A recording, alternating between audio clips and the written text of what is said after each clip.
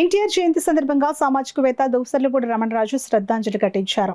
కాకినాడ శివారు ఏటిమోగ ఎర్ర రోడ్డు వద్ద గల ఎన్టీఆర్ విగ్రహానికి పూలమాలలు వేసి నివాళులర్పించారు. ఈ సందర్భంగా మాట్లాడుతూ ఎన్టీఆర్ ఆశయ సాధన కోసం ఆంధ్ర, తెలంగాణ రాష్ట్రాల్లోని ముఖ్యమంత్రులు ప్రత్యేక బాధ్యత వహించి మే 28, జనవరి 18 తేదీల్లో ఎన్టీఆర్ జయంతి వర్ధంతి రోజుల్లో మద్యపాన నిషేధం అమలు చేసే నిర్ణయాలు తీసుకోవాలని అన్నారు. గుజరాత్లో 66 ఏళ్లుగా, బీహార్లో 10 ఏళ్లుగా, నాగాలాండ్లో 37 సంవత్సరాలుగా, మిజోరాంలో 5 ఏళ్లుగా, 30 ఏళ్లుగా, లక్షద్వీప్లో 40 ఏళ్లుగా సంపూర్ణ మద్యపాన నిషేధం అమల్లో ఉండగా ఆంధ్రప్రదేశ్, తెలంగాణ, తెలుగు రాష్ట్రాలు మాత్రం మద్యం అమ్మకాల్లో గణనీయమైన రాబడి పెంచుతున్నాయని అన్నారు. ఆంధ్రాలో 30,000 కోట్లు, తెలంగాణలో 40,000 కోట్లు మద్యం అమ్మకాల ద్వారా ఏటా ఆదాయ వనరులు పొందడం వలన మద్యపాన నియంత్రణ కరువయ్యి తాగుడు ప్రభావితం మరింత అధికమైందని అన్నారు. కూటమి భాగస్వామిగా ఉన్న బీజేపీ హిందుత్వ విధానాల మేరకు వినాయక చవితి, విజయదశమి, దీపావళి, సంక్రాంతి, మహాశివరాత్రి, ఉగాది, హనుమ జయంతి, వైకుంఠ ఏకాదశి వంటి ముఖ్య పండుగ దినాల్లో మద్యపాన నిషేధం అమలు చేసే విధానాలను ప్రభుత్వం చేపట్టాలని అన్నారు. ఎన్టీఆర్ జయంతి సందర్భంగా నివాళులర్పించడం బాధ్యత కాదని, తెలుగువారి గౌరవమని రమణరాజు పేర్కొన్నారు. ఆంధ్రప్రదేశ్లో సంపూర్ణ మద్యపాన నిషేధాన్ని అమలు చేస్తే దాన్ని పొలిటికల్ మాఫియా తూట్లు పొడిచింది.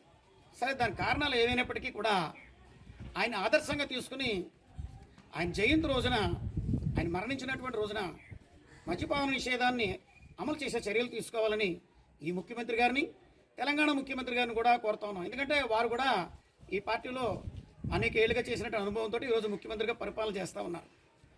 అదేవిధంగా తెలంగాణలో కానీ, ఆంధ్రాలో కానీ అక్కడ 40,000 కోట్లు, ఇక్కడ 30,000 కోట్లు ఈ మద్యపానం మీద ఆదాయాన్ని తీసుకొస్తూ ఉన్నారు. మరి దీనివల్ల ప్రత్యేకించి 17% పైగా మద్యం అమ్మకాలు పెరిగాయి. 70% పైగా బీర్ల అమ్మకాలు ఎక్కువైపోయాయి.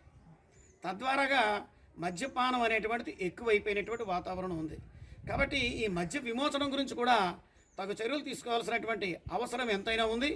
అదే రీతిగా మరి ఈ కూటమి ప్రభుత్వంలో భాగస్వామిగా ఉన్నటువంటి జనసేన పార్టీ, పవన్ కళ్యాణ్ గారు వారు ఎక్కువగా ప్రేమించేటువంటి నరేంద్ర మోడీ గారి యొక్క పుట్టినరోజుని, అదేవిధంగా వారు ఎక్కువగా ఆరాధన చేసేటువంటి డొక్కా సీతమ్మ గారు, టంగుటూరు ప్రకాశం పంతులు గారు, వంగవీటి మోహన్ రంగా గారు, వీరి యొక్క జయంతి కార్యక్రమాల్లోనూ, జనసేన పుట్టినరోజు ఆ తేదీల్లోనూ ఈ మద్యపాన నిషేధాన్ని అమలు చేసే కార్యక్రమం తీసుకుంటే చాలా ఆదర్శంగా ఉంటుంది.